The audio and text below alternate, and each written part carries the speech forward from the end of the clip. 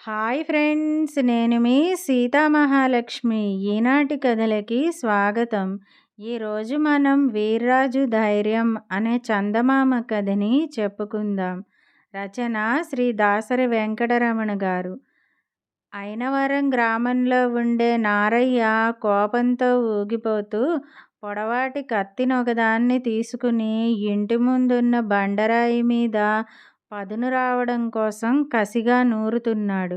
అంతకు ముందు రోజు నారయ్యకు తన పక్క పొలం వాడైన వీర్రాజుతో చిన్న విషయం మీద తగాదా వచ్చి అది కాస్త పెద్దదై ఇద్దరికీ బాగా గొడవ జరిగింది. ఆ సమయంలో నారయ్య బాగా రెచ్చిపోయి, వీర్రాజు, నిన్ను కత్తితో పొడిచి చంపకపోతే నా పేరు నారయ్యే కాదు, ధైర్యానికి పౌరుషానికి పరగణ అంతా పేరు మోసిన పెదభీమయ్య వంశం వాణ్ణే కాదు నేను అని ప్రతిజ్ఞ చేసి ఇంటికి తిరిగి వచ్చేశాడు. నారయ్య కత్తికి పదును పెడుతూ మధ్య మధ్యలో వీర్రాజుని తిడుతూనే ఉన్నాడు.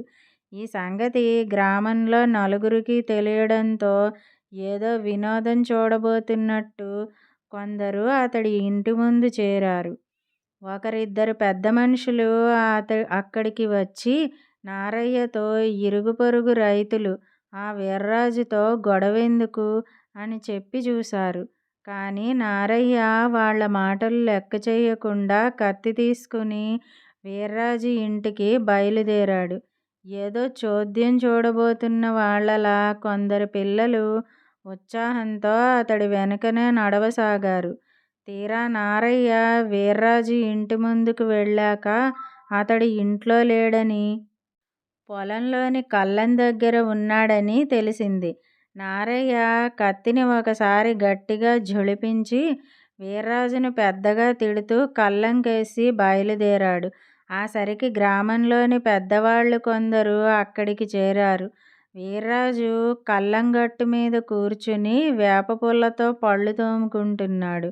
కత్తి చేతబట్టుకుని తన మీద కారాలు మిరియాలు నూరుతూ వస్తున్న నారయ్యను చూసి అతడేమాత్రం తొణకలేదు. ఒకసారి అతడి కేసి చూసి వెంటనే తల తిప్పుకొని తనకేం పట్టనట్టుగా నింపాదిగా పళ్ళు తోముకోసాగాడు. నారయ్య పెద్ద పెద్ద అంగలతో కత్తిని గాల్లో గిరగిరా తిప్పుతూ వీర్రాజును సమీపిస్తూనే ఒక గావుకేక పెట్టి, ఒరేయ్, ఇంతవరకు నువ్వు నన్ను గమనించినట్టు లేదు. నా చేతిలో ఉన్న కత్తిని చూడు. దీనికి ఇంతకు ముందే మరి కాస్త పదును పెట్టాను. నిన్ను పొడిచి ముక్కలు ముక్కలుగా నరుకుతాను అంటూ కత్తిని పైకెత్తాడు. ఓహో, నారయ్య ఏవో బీరాలు పలకడం లేదు, నిజంగానే వీర్రాజును పొడవబోతున్నాడు అనుకుని వెంట ఉన్న వాళ్లలో నలుగురైదుగురు నారయ్యను ఒడిసి పట్టుకుని దూరంగా లాక్కుపోయారు. ఇంత జరుగుతున్నా వీర్రాజులో ఏమాత్రం చలనం లేదు. కనీసం నారయ్య కేసి చూడనైనా చూడలేదు. ఇది గమనించి ఆశ్చర్యపోయిన సీనయ్య అనేవాడు వీర్రాజు దగ్గరికి వెళ్ళి, ఇదేమిటయ్యా, నారయ్య నరుకుతానని అంత పొడవాటి కత్తి తీసుకుని మీది మీదికి వస్తుంటే ఏం పట్టనట్లు చలనం లేకుండా కూర్చున్నావు? ఆహా, ఎంత ధైర్యం నీది అన్నాడు. ఈ లోపల నారయ్య తనను పట్టుకున్న వాళ్లను వదిలించుకోవడానికి గింజుకుంటూ, నన్ను వదలండి, ఈ వీర్రాజుగాడికి భూమి మీద నూకలు చెల్లిపోయాయి, ఇదే నరికి పోగులు పెట్టేస్తాను అంటూ హుంకరిస్తున్నాడు. వీర్రాజు గింజుకుంటున్న నారయ్యను సీనయ్యకు చూపుతూ, సీనయ్య, ఇప్పుడు నీకొక వింత చూపిస్తాను. వెళ్ళి వాణ్ణి పట్టుకున్న వాళ్లతో వదిలేయమని మెల్లిగా చెప్పు అన్నాడు.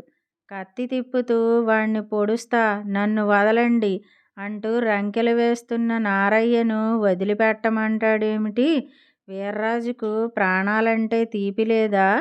ఏమిటి మొండి ధైర్యం అని ఆశ్చర్యపోతూ, అయినా ఏం జరుగుతుందో చూద్దామని సీనయ్య నారయ్యను పట్టుకున్న వాళ్లలో ఒకడిగా రహస్యంగా అతణ్ణి వదిలివేయమని చెప్పాడు. ఆ మరుక్షణం నారయ్యను బలవంతంగా ఆపుతున్న వాళ్ళు ఒక్కసారిగా అతణ్ణి వదిలేశారు. అంతే హఠాత్తుగా అందరూ వదిలేసరికి నారయ్య దభీమంటూ బోర్లా పడి లేచి కత్తిని వీర్రాజుకేసి గురిపెట్టి చూపుతూ అడుగులో అడుగులేస్తూ మెల్లిగా వీర్రాజుకేసి కదిలాడు. అయితే ఈసారి తనను ఆపడానికి ఎవరూ రావడం లేదని గమనించి ఆగిపోయి వీర్రాజుతో, ఒరే వీర్రాజు, మరికొద్ది రోజులు నీకీ భూమి మీద నూకలున్నవి. ఇంతమంది జనం చూస్తుండగా నిన్ను చంపి కారాగారంలో పడ్డమో ఉరికంబం ఎక్కడమో నేను చేయదలచలేదు.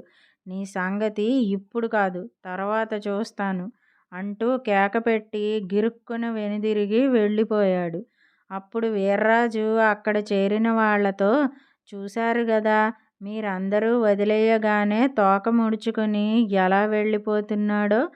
వాడు మీరందరూ పక్కన ఉండడంతో తప్పకుండా పట్టుకుని ఆపుతారని భావించి కేవలం కత్తి చూపించి నన్ను బెదిరించడానికి వచ్చాడు అంతే. చంపటానికి వచ్చేవాడు జనాన్ని ఊరేగింపుగా వెంట తీసుకురాడు గదా. అరిచే కుక్కలు కరవవు, కరిచే కుక్కలు అరవవు అన్న సామెత మనందరికీ తెలిసిందే గదా అన్నాడు. ఈ మాటలతో అక్కడ చేరిన గ్రామస్తులందరికీ వీర్రాజు ధైర్యానికి కారణం అర్థమైంది. ఇదండి వీర్రాజు ధైర్యం కథ. ఈ కథ గనక మీకు నచ్చినట్టయితే లైక్ చేయండి. ఈ కథను మీ స్నేహితులకు షేర్ చేయండి. కథపై మీ అభిప్రాయాన్ని కామెంట్ రూపంలో తెలియజేయండి. మరిన్ని మంచి కథల కోసం మా ఛానల్ను సబ్స్క్రైబ్ చేసుకోండి. మళ్ళీ మరొక మంచి కథతో కలుసుకుందాం. అంతవరకు వింటూనే ఉండండి ఈనాటి కథలు.